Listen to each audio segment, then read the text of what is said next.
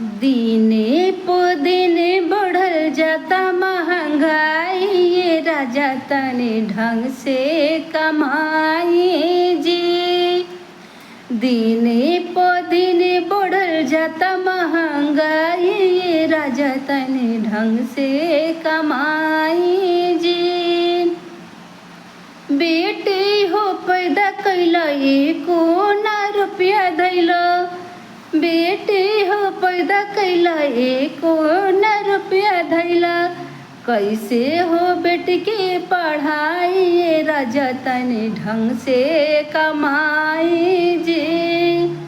दिने पो दिने बढ़ल जाता महंगाई, ये राजा तने ढंग से कमाई जी।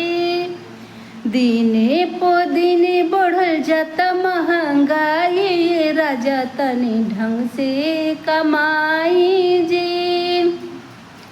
ना घरवा चावल बाटे ना घरवा आटा, ना घरवा चावल बाटे ना घरवा आटा। पैसे के जीवना बनाई, ये राजा बढ़ल जाता महंगाई जी।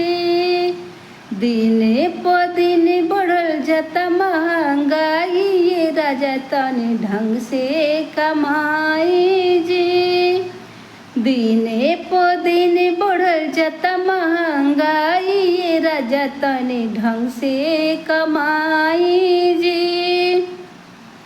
ना घरवा नीमक बाटे ना घरवा तेल, ना घरवा नमक बाटे ना घरवा तेल। कैसे के सब्जी बनाई, ये राजा बढ़ल जाता महंगाई जी।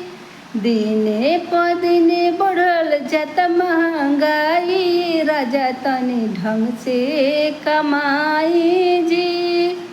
दिने पो दिने बढ़ल जाता महंगाई, ये राजा तने ढंग से कमाई जी।